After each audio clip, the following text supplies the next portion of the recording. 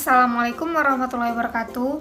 We are from group 5. We want to explain to you about our title, Translating Text Related to Education. So, my name is Fatima Lamar Siregar. I am as the first speaker. I want to explain to you about how to translate text related to education. So, translators should be equipped with different kinds of terms related to various fields. Translators should also be able to appropriate translation producer in order to effectively translate the specific terms by using specific procedure. Next, here are several ways that we can use to translate the meaning for the hard word. So the first one is Wiktionary. Second, Google Dictionary. Third, dictionary.com. Fourth, the Free Dictionary. Fifth, Merriam-Webster Online. Sixth, Cambridge Online Dictionary. 7. Fishword. And the last one is Wordia.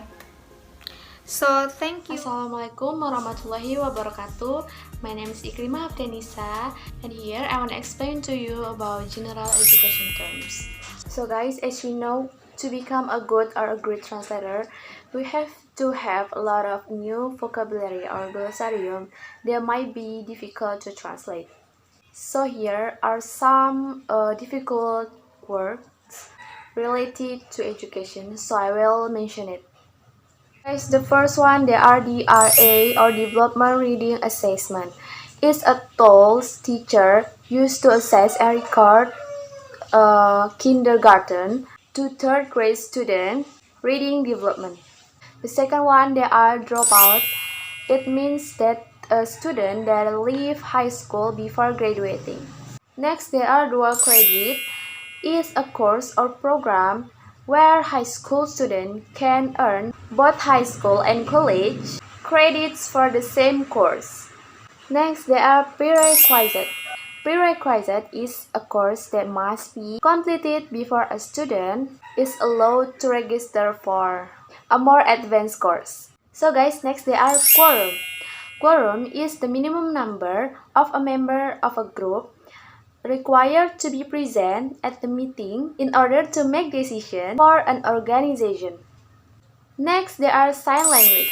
Sign language is a way to communicating that uses sign made with the hand, facial expression, and body movement.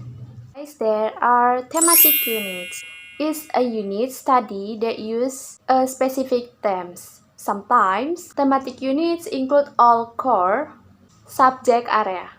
Next, there are deafness. Deafness is a hearing impairment that is so severe that the student impaired in processing linguistic information through hearing with or without amplification adversely affects the student educational performance. Guys, the last, there are dyslexia.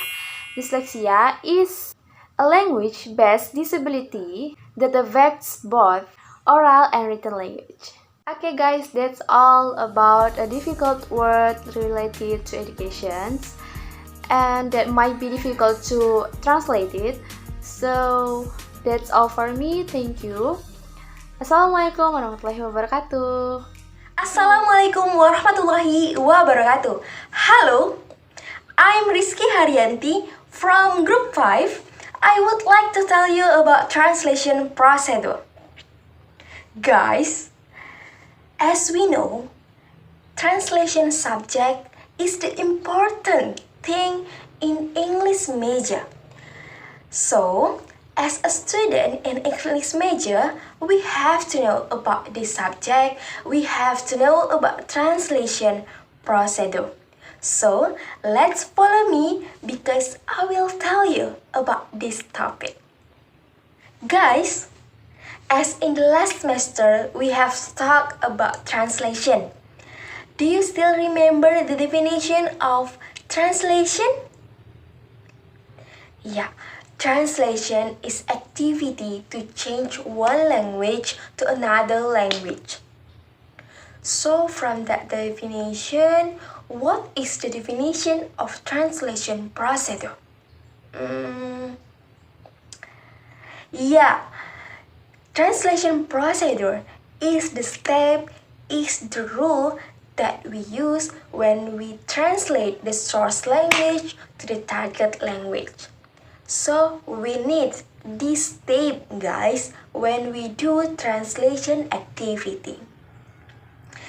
So, what is the purpose of translation procedure? Anybody knows?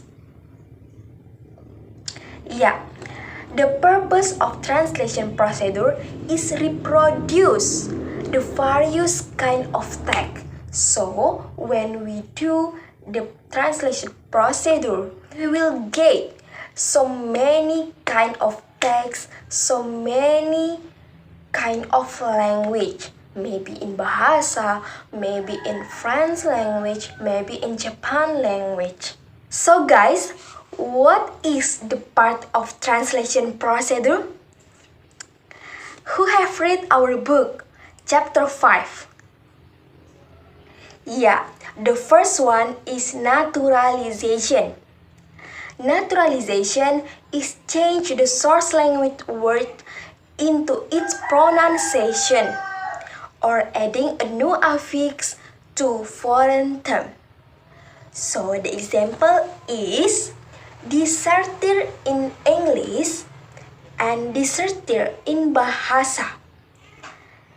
Deserter in Bahasa, it's the pronunciation of deserter in English. That's about naturalization. The second is cultural equivalent. Cultural equivalent is inaccurate word substitution of source language with the target language. For example, like this: the night watch in English and in Bahasa is garda malam.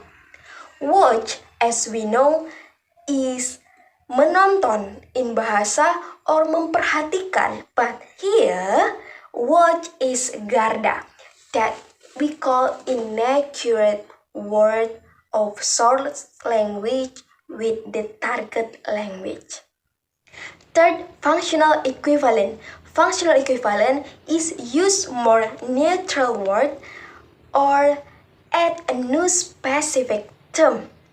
For example, pickpocket in English and tukang copet in Bahasa, cutter in English and pisau in Bahasa.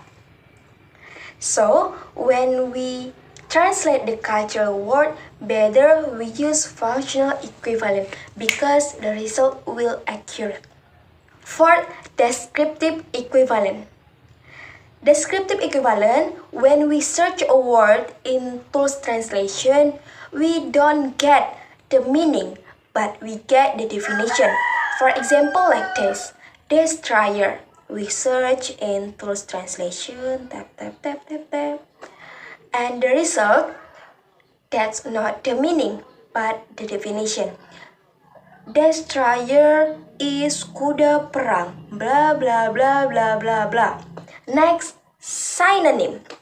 Synonym, when source language and target language have equivalent in meaning. For example, souvenir in English and oleh-oleh in Bahasa. Then, truth translation or loan translation. Truth translation is literal translation that we use when we translate the common collocation, the name of organization, the component of company. For example, United Nation, UN, in English and in Bahasa is Perserikatan Bangsa-Bangsa. As we know, this is the name of organization. Shift or transposition. Shift or transposition is instant change the grammar of source language to the target language. For example, welcome in English and selamat datang in bahasa. So, do you get it about the explanation by me?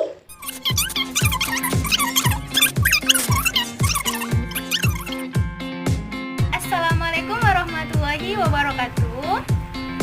Respectable our lecturer, Ma'am Dr. Hajjah Farida Repelitawati Kembaran M. Home, and my beloved audience. Okay guys, let me introduce myself. My name is Umi Aisana Sution. I'm a class speaker from 5th group. Okay, now I will continue the explanation from Rizky about kinds of translation procedures. So guys, I wanna explain first about modulation. Modulation is one of translation procedures which is proposed by Vinay and Darvelnet.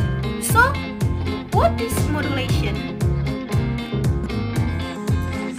Vinay and Darvelnet coined the term modulation to define variation through a change of viewpoint, of perspective, and very often of category of thought.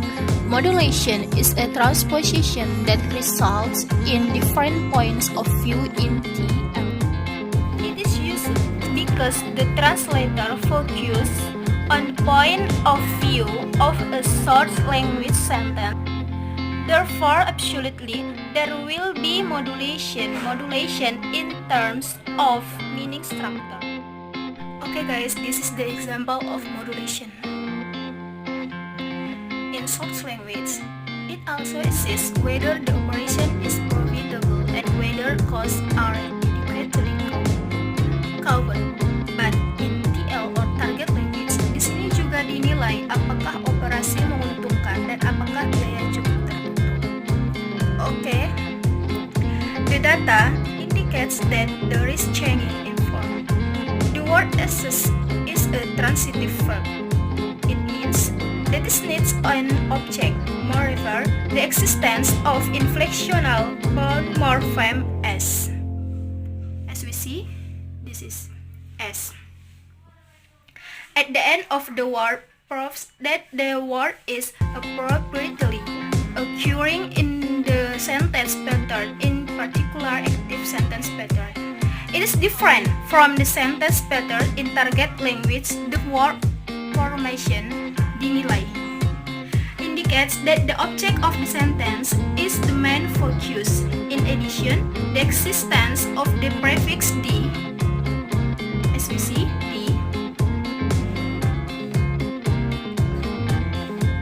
at the beginning of the word nilai.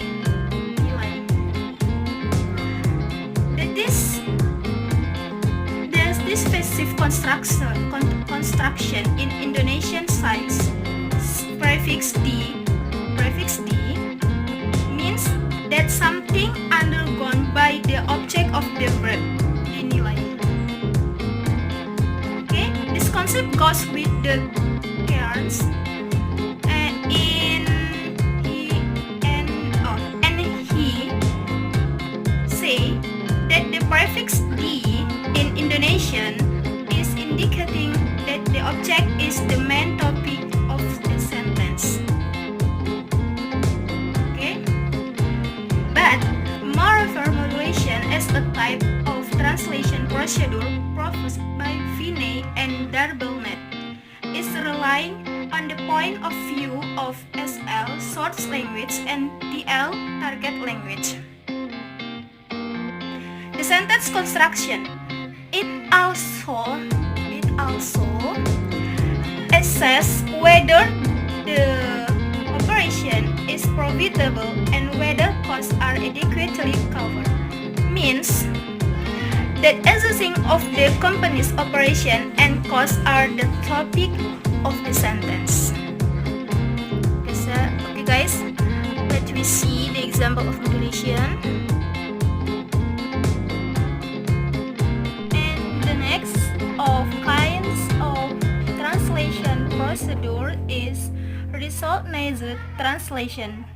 So guys, do you know what is the definition of result-based translation? Okay, I want to tell you definition of that. Resonance translation, according to Newmark, that occurs when the translator normally uses the official or the generally accepted translation of any institutional term. You should normally use the official or generally accepted translation of any institutional term. If appropriate, you can close it and in doing so, indirectly show your disagreement with this official person. So guys, that in management has to be translated first as CO determination. So now I want to tell you the example of recognized translation. The example of recognized translation. Rich that translate as constitutional state, as we see in this paper. Okay guys, next I want to explain about translation label. This is a professional translation, usually of a new institutional term, which should be made in inverted comma, which can later be discreetly withdrawn. It could be done through literal translation. So guys, about compensation, you know definition of compensation. Okay, now I want to tell you definition of compensation. According to Newmark, compensation, it occurs when loss of meaning in one part a sentence is compensated in another part. Okay, my beloved friends, this is the example of compensation. Example, in short language, a pitch off. In target language, we say sedikit. The next kind is componential analysis. According to Newmark, this is the splitting up of a lexical unit into its sense components, often 1 to 2, 3 or 4 translations. The example of componential analysis. In short language, we said sweet talk, and maybe we can say two nice words in talking, but in target language, the same meaning, kata-kata manis. Okay guys, now I want to tell you about reduction and expansion. So, these two procedures are usually used in written text and lead to a change in lexical, stylistic aspect. So guys, what is reduction and what is expansion? Now I want to tell you about that. In reduction, the translator is more likely to reduce the number of elements that form the SLT spoken language translations. Expansion refers to the case where the translator exceeds the number of words of the SLT in translations. The example of reduction and expansion. In short text, we said homenor, but in target text, we said dark-skinned man. So guys, this example shows a shift from and place adjective in French to adjective place compound adjective place noun. So expansion procedure also occurs when the translator tries to shift from the implicate to the explicit. But in reduction procedure, the translator is more likely to reduce the number of elements that form the SLT. So, this procedure should respect the principle of relevance. Okay guys, the next kind is paraphrasing. This is an amplification or explanation of the meaning of a segment of the text. It is used in an anonymous text when it is poorly written or has important implication or omission. According to Newmark paraphrase, in this procedure, the meaning of the CBT is explained. Here, the explanation is much more detailed than that descriptive equivalent. The example of paraphrase.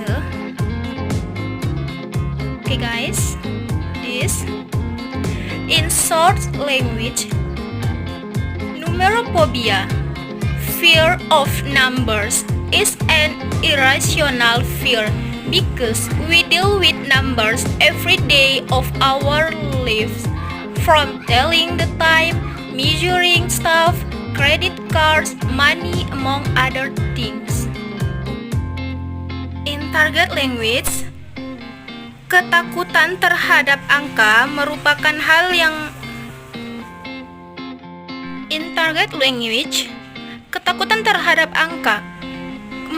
hal yang irasional karena setiap hari kita harus berurusan dengan angka dalam kehidupan sehari-hari, dari memberitahukan waktu, menghitung barang-barang, kartu kredit, uang, di antara hal-hal yang lainnya. So guys, this is the example of paraphrase.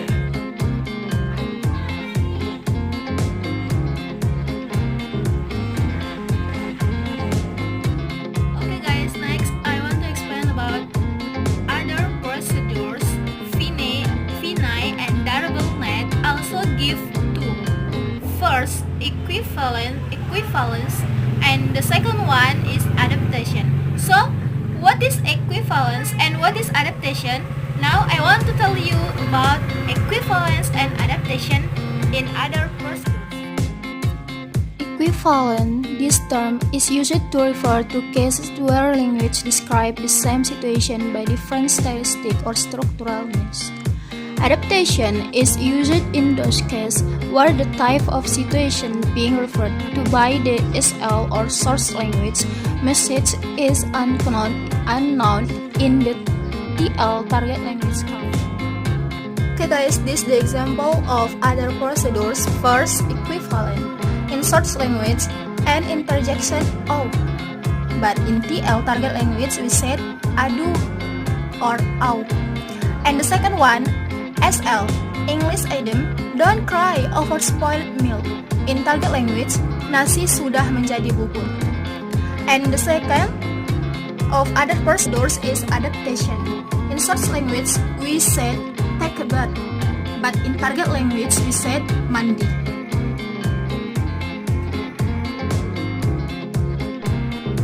Okay, now I wanna explain about couplets. According to Newmark, it occurs when the translator combines two different procedures. This is the example of couples. In source language, we said hoka, borrowing plus transcription, India's smoke. So, in target language, as we see, hoka adalah rokok hisap khas India. Like that. Okay guys, for the next kinds of translation procedures is notes, additions, and glosses. So, what are? Now I want to tell you about notes, additions, and glosses. According to Newmark, notes, additions, glosses are the procedures where the translator gives additional information within the text. Notes at bottom of page, notes at end of chapter, and notes or glossary at end of. The example of notes, additions, and glosses in source language, we said Debrecen, the city of Debrecen in West Hungary. In target language, Debrecen, kota Debrecen di sebelah barat Hungary. Okay guys.